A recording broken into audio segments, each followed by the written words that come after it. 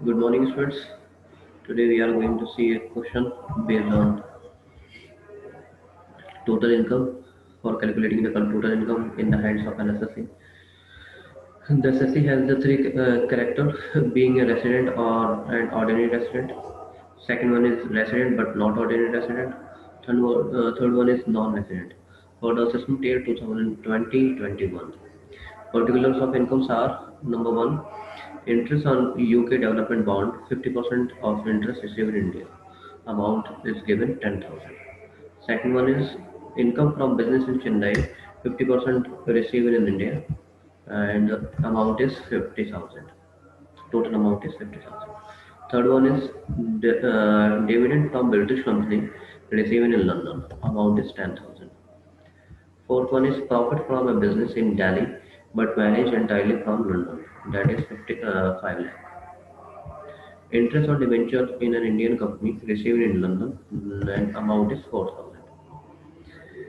Last one is fees for technical services rendered in India but received in London and its amount is 15,000. Here are the 6 points we have to tackle these 6 points कि इन 6 point को कहाँ कहाँ पर enter करना है। इसके लिए format हम जो है ड्रॉ करेंगे। फॉर्मेट हमारे सामने ये है, कंपुटेशन ऑफ, सबसे पहले लिखेंगे हम अपना computation of total income of, अगर कोई नाम दे रखा होगा तो वहाँ पे ऑफ की जगह पे लिखेंगे, इटैलिक में लिखेंगे for the assessment year 2020-21. First resident is first one is resident and ordinary resident. Second one is resident but not ordinary resident. Third is non-resident. Now first income we are having this. तो इस income को हम जो है वो यहाँ पे first point में अपने पास जो है लिखेंगे interest on UK bond, UK development bond, 50% of income received, 50% of interest received in India. तो यहाँ पर हम देखेंगे कि इनकम कहाँ से अराइज हो रही है और कहाँ पर रिसीव हो रही है। इनकम अराइज हुई यूके से, डेट इज यूनाइटेड किंगडम, और रिसीव हो रहा है 50% इंडिया में। 50% इंडिया में रिसीव हो रहा है तो 50% तो सभी के लिए टैक्सेबल हो गया। लेकिन जो ऑर्डिनरी रेसिडेंट होता है, ऑर्डिनरी रेसिडेंट की ग्लोबल इनकम टैक्सेबल होने की वजह से तो ये 10,000 हमारे पास जो है ग्लोबल इनकम टैक्सेबल होती है, क्योंकि तो इसके लिए 10,000 ही टैक्सेबल रहेगा।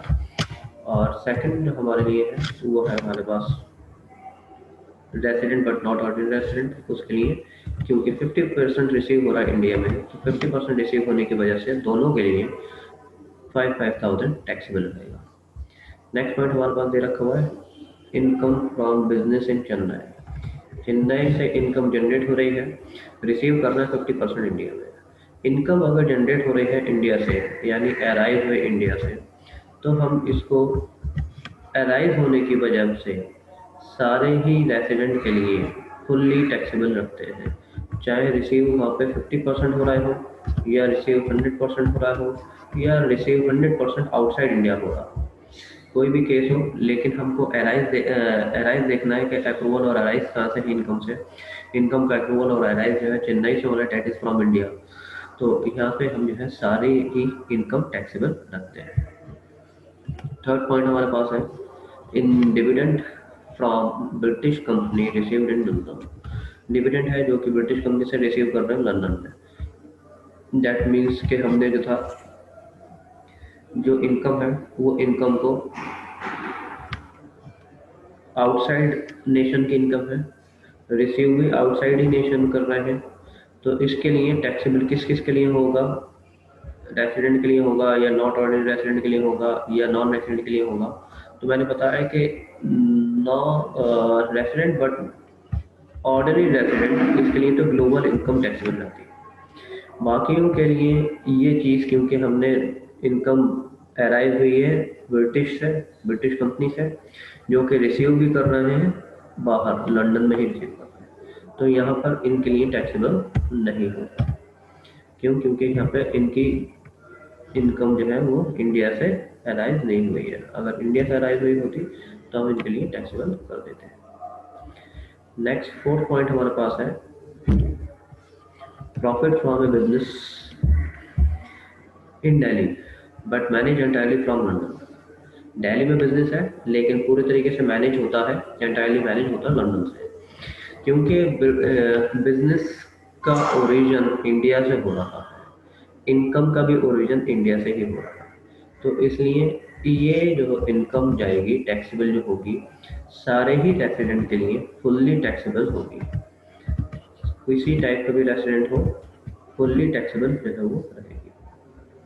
क्योंकि इनकम एक्रू और अराइज हमें देखना होता है कि एक्रू और अराइज कहाँ से हो रही है और रिसीव कहाँ हो रही है। तो एक्रू अराइज इंडिया से ही हुई, रिसीव अगर बाहर भी अगर हो रही है तो भी अगर एक्रू अराइज इंडिया से है तो सबके लिए टैक्सेबल रहेगा, फुल्ली टैक्सेबल रहेगा। फिफ्थ पॉइंट है interest on debenture in an Indian company. Receive कर रहा है लंदन में, इंटरेस्ट आ रहा है, डिबेंचर से इंटरेस्ट आ रहा है 0.15, और रिसीव कर रहे हैं इसको लंदन में। देखा जाएगा कि ये इनकम कहाँ से जनरेट हो रही है।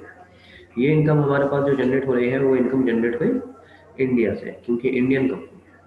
तो इंटरेस्ट की इनकम अगर हमारे पास इंडियन कंपनी से जनरेट हो रही है तो रिसीव भले ही बाहर करें लेकिन ये टैक्सेबल सभी के लिए रहेगा। बिकॉज इसका रीज़न यही है कि इनकम जो जनरेट हुई है वो जनरेट हो रही है, that means for all the three assessees India से अराइज हो रही है। इंडिया से अराइज होने की वजह से सबके लिए टैक्सेबल रहेगा।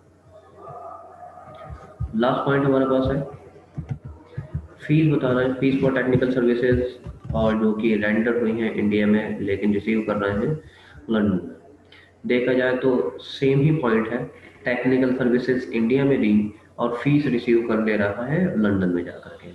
तो सर्विसेज जब यहाँ पे इंडिया में दी तो यानी place of origin of income India हो गया। Place of origin of income अगर इंडिया है तो हमारे पास किसी भी तरीके के एसएससी के लिए फुल्ली टैक्सेबल रहेगा। दैट मीन्स कि यहाँ पर 15,000 की अगर इनकम है तो 15,000 की इनकम सभी के लिए टैक्सेबल रहेगी। इसका हम फिर टोटल लगा देंगे क्योंकि अब कोई इसके बाद पॉइंट नहीं है, इसका यहाँ पर हम टोटल लगाएंगे।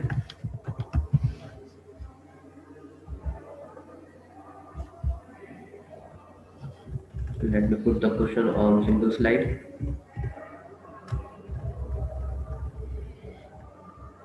This is the full question.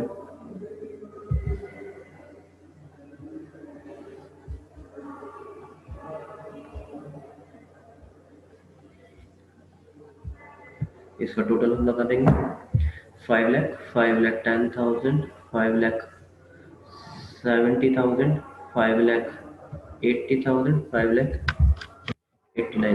5,89,000 will be the total।